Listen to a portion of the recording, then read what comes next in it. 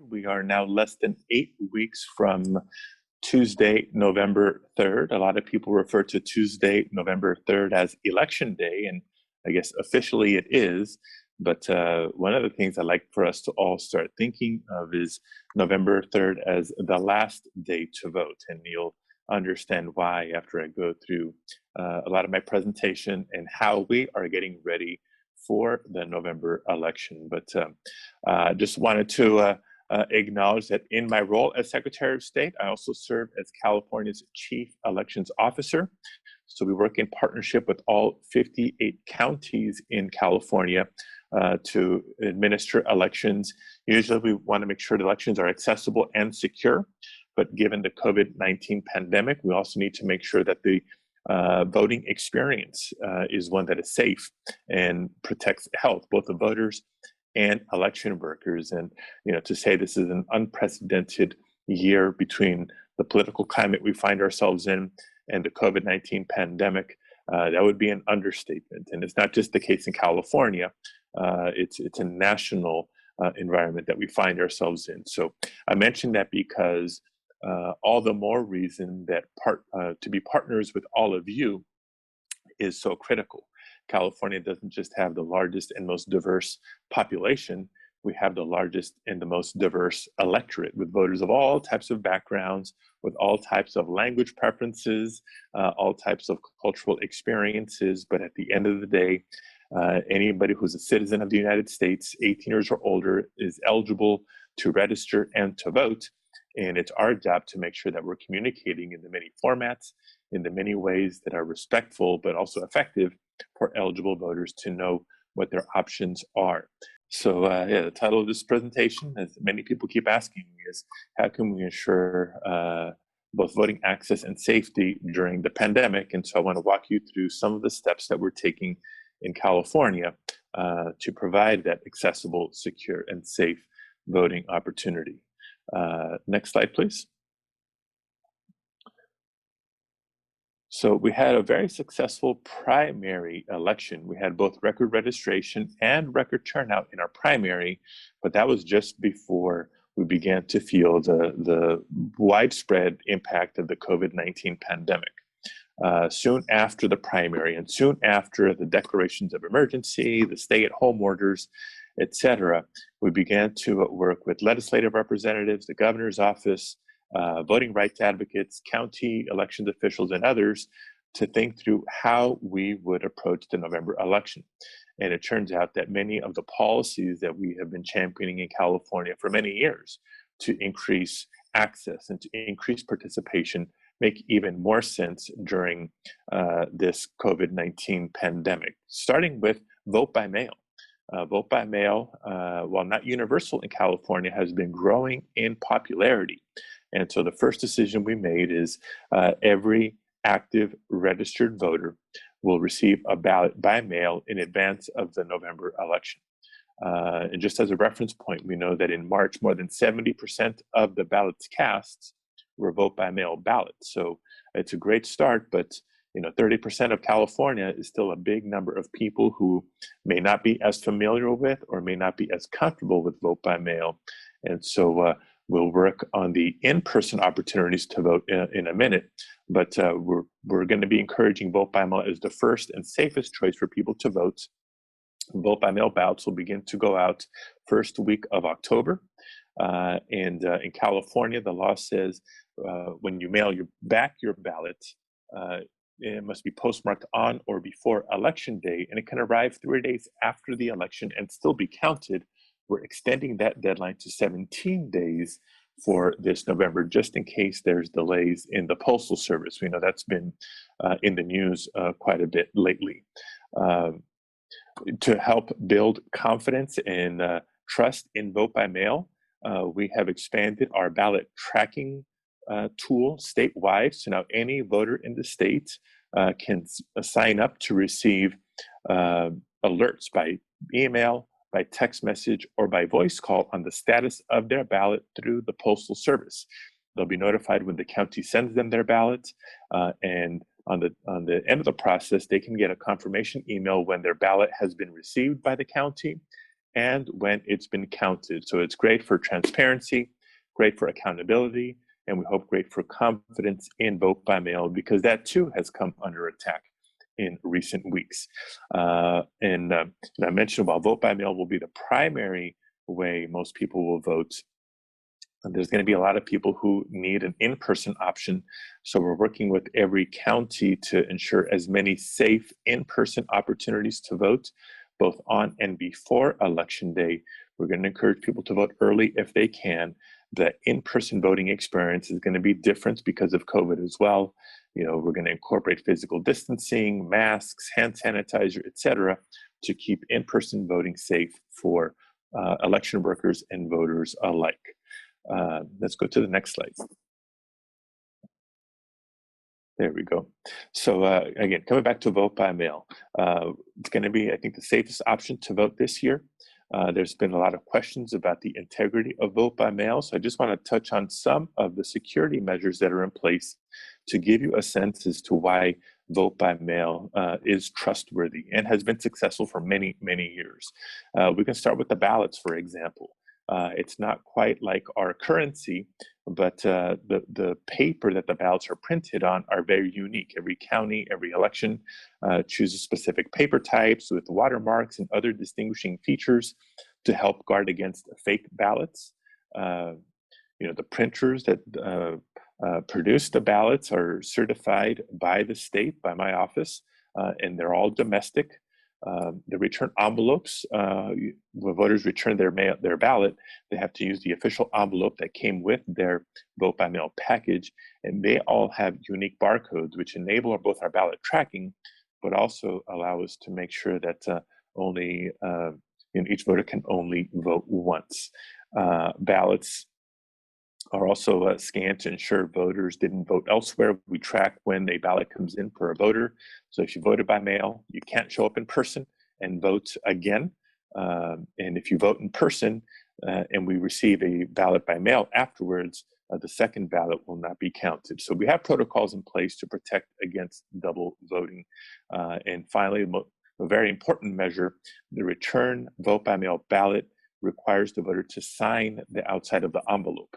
And the very first thing county officials do is compare the signature on the envelope with the signature on file as part of your voter registration record to ensure the identity of the voter. Again, a very important election integrity tool. We make vote by mail easy. As I mentioned, we're sending a ballot automatically to every active registered voter. Voters have options for how to return that ballot. I think the easiest is by mail. Voters don't even need to look for stamps. Return postage is prepaid. If a voter prefers, they have the option of delivering their ballot to any ballot drop box in their county in the weeks leading up to the election, or they can turn it in person at any in-person voting location during the days of in-person voting. Let's go to the next slide.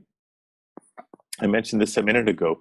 Where's My Ballot? That's the name of our program that describes our ballot tracking tool.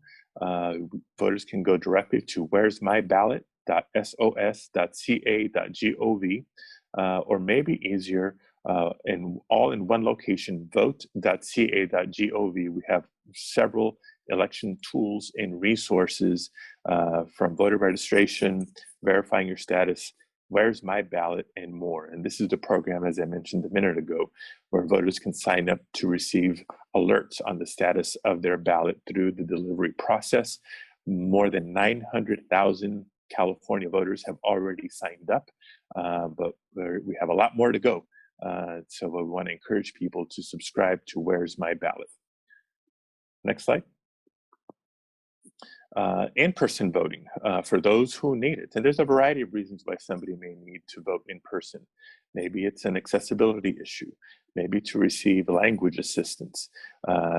Maybe it's for a replacement ballot if you made a mistake or you lost your original ballot, or to participate in same-day registration. So we're working with each county to make sure in-person voting is available. But as I mentioned earlier, we're going to have the integrated public health directives. So masks, physical distancing, hand sanitizer, etc., built into the in-person voting experience. Even many of the locations have changed. Some of the counties that still recently had voting in a residential garage or maybe at a retirement home, those no longer make sense because of the COVID-19 pandemic. And so we're replacing those facilities with larger, smarter, and safer locations. In some of the bigger cities, there's some pretty high profile locations that are going to serve as voting locations, including Golden One Center in Sacramento, the first NBA arena to commit to hosting a voting location. Dodger Stadium in Los Angeles, they were the first Major League Baseball team to announce they would host voting at Dodger Stadium. Chase Center in San Francisco, the Oakland Coliseum, Staples Center in Los Angeles, and more. So plenty of options for in-person voting for voters who need it. Let's go to the next slide. And so here's just a little bit of an overview of what we're going to be doing and how we're going to be trying to communicate to voters in preparation for the November election. Right? You can't vote unless you're registered to begin with. And so we can talk about the various ways in which a voter can register or update their registration. Of course, we need voters to have access to be able to vote with multiple options: vote by mail, voting in person, and that we can have all the opportunities to vote and vote safely, but voters will not benefit unless they're aware of their options and of the process. So public education is going to be key so voters know what changes to anticipate for this November. Let's go to the next slide. So voter registration, great news. We had record registration going into the March primary, and voter registration continues to grow, has continued to grow since then. So we encourage people to, if they're eligible and they haven't registered, to register to vote right away. You can do it easily online at registertovote.ca.gov. For people who are already registered, we encourage them to verify their registration status to make sure that their voter registration record is up to date and current, especially their mailing address. We want to make sure that as counties prepare to send out vote by mail ballots, that they're going to the proper address for each voter to eliminate delays in getting the ballots to every voter. We're also encouraging people to share an email address as part of their voter registration record so we can stay in contact with them if there's any updates or changes closer to November 3rd. You see October 19th on this slide. October 19th is officially the deadline to register to vote for the November election. Voters who missed the deadline can still take advantage of same-day registration. Maybe it's, I think on the next slide. But for same-day registration, you have to show up in person at any voting location to register or update your registration, but you can still cast your ballot in the days leading up to the election and on election day itself. Again, voter access. We want to make sure that we're working together to get the word out with all the accurate information as possible. This is especially important because we know that there's a lot of election misinformation and disinformation that exists out there. So we're encouraging voters to follow their trusted voices in their community, which frankly is a lot of you, given the relationship that your news outlets have with your readers and listeners and watchers. But for official, reliable sources of information, we encourage people to turn to their county elections office or the Secretary of State's office. You know, when it comes to accessibility, as I mentioned, it's not just physical accessibility. We recognize that in a big, diverse state like California, there's many voters who prefer their voting materials in a language other than English. And so we make those accommodations available. For voters with disabilities, both the vote by mail option is accessible. We have remote accessible vote by mail options. Of course, the in-person voting option is fully accessible, both the locations and the voting systems themselves.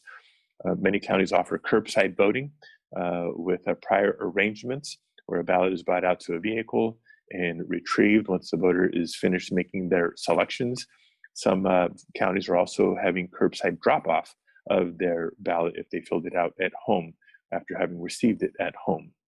So accessibility through and through for both the vote by mail and the in-person option.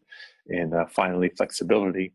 I mentioned a minute ago, same-day registration, officially known as conditional voter registration, is the backup plan for anybody who missed the official voter registration deadline. But again, that's done in person, either in the county elections office or any in-person voting location during the in-person voting period.